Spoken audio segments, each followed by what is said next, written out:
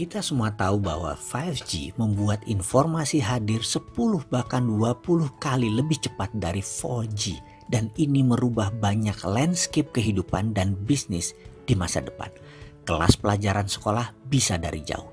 Operasi bedah bisa dari jauh. Drone bisa antar kota atau antar provinsi, bahkan mengirim barang antar negara. Tentara di medan perang sudah robot. Driverless car, dan banyak hal-hal baru akan terjadi dalam kurun waktu 10 tahun ke depan. Tetapi belum ajak dan mantap 5G berdiri, ternyata teknologi 6G hadir lebih cepat untuk keperluan yang lebih banyak lagi, seperti kemungkinannya hidup di Mars.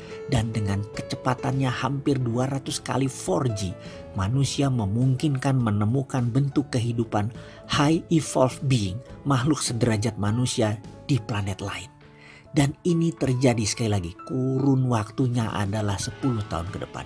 Hadirnya mineral baru untuk kebutuhan pengantar yang zero resistensi atau bahkan minus untuk mengirim data akan tersedia. Bahannya bisa rhodium, bisa palladium, bisa tantalum, apapun semuanya akan tersedia dalam waktu tidak lama lagi, yang mana akan membuat teknologi informasi dan data mencapai masa yang tidak akan dipercayai akan terjadi dalam waktu dekat, namun terjadi.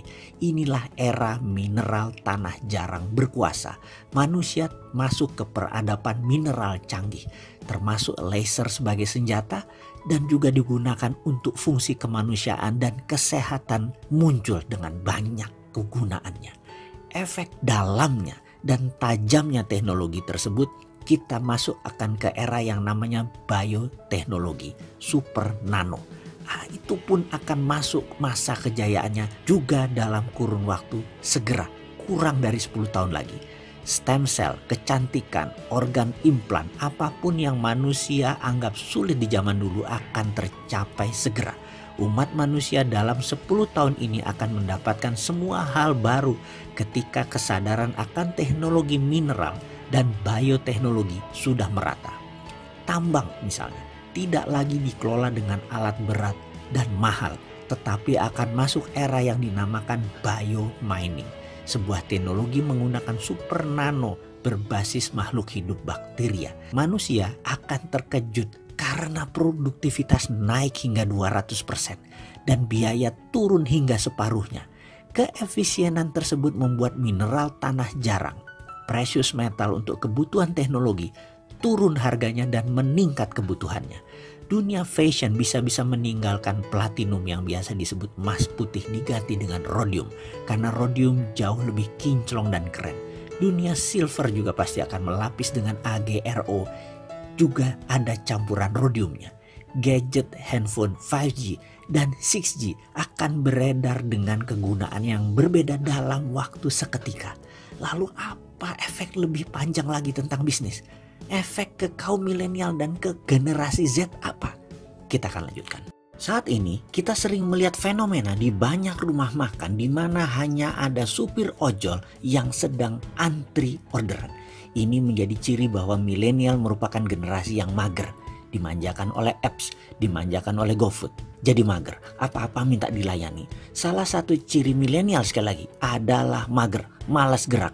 Jadi resto itu nanti kayak PHD, kayak kopi janji jiwa, yaitu asetnya kecil. Perusahaan zaman now itu aset light. Kalau bikin banyak meja, banyak kursi, itu namanya aset heavy. Resto adalah salah satu yang akan di-kill oleh milenial. Bahkan dapur itu akan dibunuh oleh milenial. Di tahun 2030 diprediksi oleh investment banking yang terkenal yaitu UBS. Ini meramalkan dapur akan hilang dari muka bumi. Jadinya hanya pantry. Sungguh, dapur itu nanti akan di-sharing. Jadi dapur umum, balik ke zaman purbakala. Tapi digital orderannya. Kalau dapur pelanggannya banyak, ya harganya nanti turun. Semakin turun harga, pelanggannya akan semakin banyak. Plus chef-chefnya itu kelas dunia. Nanti pasti ada apps yang terima order masakan apa saja yang dimasak oleh chef kelas dunia. Sharing dapur prinsipnya. Ini akan booming karena kalau punya dapur sendiri di rumah sudah ribet, repot, dan uangnya keluar banyak. Jadi mending di sharing. Milenial itu suka sharing. Beda dengan generasi X, mereka suka mengumpulkan aset. Punya rumah besar, punya mobil banyak. Milenial enggak. Dapat uang dikit ya dihabiskan saat ini juga. Kalau Gen X itu mengumpulkan aset untuk diwariskan, milenial itu hanya bisa beli rumah kecil dan nggak ada isinya. Kalau bisa ya nggak punya aset, kembali ke urusan masak. Jadi ada survei bahwa ibu-ibu milenial makin kesini makin tidak bisa masak. Maka kemudian dapur makin tidak diperlukan. Transisi dari baby boomer ke generasi X itu linear. Tapi generasi X ke milenial itu kayak gempa. Jadi perilakunya berubah ekstrim. Kalau skalanya kecil mungkin korbannya kecil. Tapi skalanya besar diikuti tsunami. Korbannya banyak. Itu adalah gerakan milenial. Korbannya mungkin sekitar 50-an bisnis atau usaha yang akan berubah. Dan akan bertambah terus. Segera akan kami informasikan apa saja yang kena gempa tektonik perubahan yang dibawa oleh milenial ini. Milenial sekali lagi tidak suka kepemilikan. Kalau milenial itu foto, latar belakangnya bukan aset seperti mobil atau rumah seperti generasi X, tapi tempat liburan. Gen X itu consuming goods, milenial itu consuming experience. Jadi Gen X itu pembelanja barang, milenial itu pembelanja pengalaman. Makanya sekarang ini barang nilainya turun semua atau produksinya turun semua. Uangnya ditabung untuk experience, itu bagi kaum milenial. Dia tidak beli barang tapi beli liburan. Industri liburan sedang happening di seluruh dunia. Sisi lain, golf di seluruh dunia itu mati karena milenial nggak main golf. Pertama karena tidak punya duit, kedua karena identik dengan bapak-bapak perut buncit zaman old. Saat ini apalagi yang mati? Celebrity endorser macam Ria Ricis, Atta Halilintar, dan pembuat konten lainnya itu naik membunuh artis dan selebriti. Sekali lagi, dalam hal promosi malah artis yang terkenal di dunia mainstream tidak laku. Yang laku dunia-dunia yang seperti di YouTuber itu laku. Efek buruk generasi milenial adalah defisit percakapan dan eye contact. Generasi ini disebut generasi menunduk dan malas ngomong. Hanya bisa ngomongnya lewat chatting. Padahal dasar dari komunikasi yang umum seperti generasi sebelumnya adalah percakapan dan eye contact. Karena itu generasi milenial dan generasi Z itu sering gak nyambung dengan generasi X. Kemudian apalagi yang dibunuh? High heel dibunuh oleh milenial. Makanya sneakers bisnisnya naik eksponensial. Melihat hal-hal dengan cara yang simpel dan nyaman itu cirinya milenial. Pakaian milenial itu santai. Dia kalau ngantor pun pakainya sneaker, jeans, pakai kaos kalau perlu. Makanya sekarang perusahaan-perusahaan kalau tidak menyesuaikan diri, tidak milenial friendly akan ditinggalkan oleh kaum milenial. Kemudian apalagi yang akan dibunuh? Yaitu kartu-kartuan itu semua nanti dibunuh. Termasuk dompet.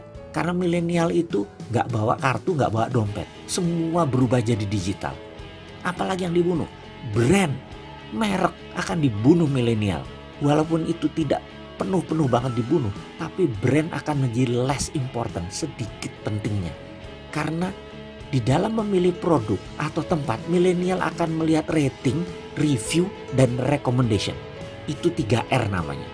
Brand sekali lagi menjadi less important ketika 3R itu dipakai. Sekali lagi, apa itu 3R? Rating, review, dan recommendation. Lalu apalagi yang dibunuh oleh milenial? Dunia berlian dan petroleum. Milenial tidak mau bekerja dengan perusahaan yang merusak bumi.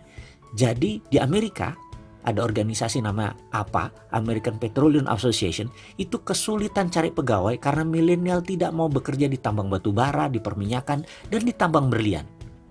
Lalu apalagi yang akan dibunuh oleh milenial? Adalah long term employment. Sulit milenial itu bekerja di satu tempat. Sekarang diterima, tahun depan sudah mikir untuk keluar. Jadi surveinya milenial ganti kerjaan tiap tahun. Seumur hidupnya bisa ganti 15 kali bahkan. Workplace, milenial maunya tempat kerjanya nyaman dan asik. Ada 3 prinsip mereka harus dijadikan satu. Work, life, play harus jadi satu tempat. Kemudian, apalagi yang kemudian akan terjadi? Cash akan hilang. Kemudian, rumah milenial akan menjadi simple dan kecil. Di tahun ke depan, smartphone juga akan membunuh banyak hal. Bahkan akan membunuh industri kalkulator, industri senter, kalender, jam waker, dan semacam akan hilang semua karena ada di smartphone Anda. Jadi sekali lagi ada 3 disrupsi di awal tahun ke depan dan akan mempengaruhi hingga tahun 2030. Yaitu 1. Digital disruption. Kata kuncinya more for less. Itu adalah value Anda. Nomor 2, millennial disruption. Kata kuncinya adalah functional benefit dan emotional benefit berubah semua. Sekali lagi, milenial suka experience seeker. Siklus produk makin pendek. Milenial itu bosenan. Yang ketiga adalah Muslim disruption. Berikan produk Anda ke depan apa yang disebut spiritual benefit.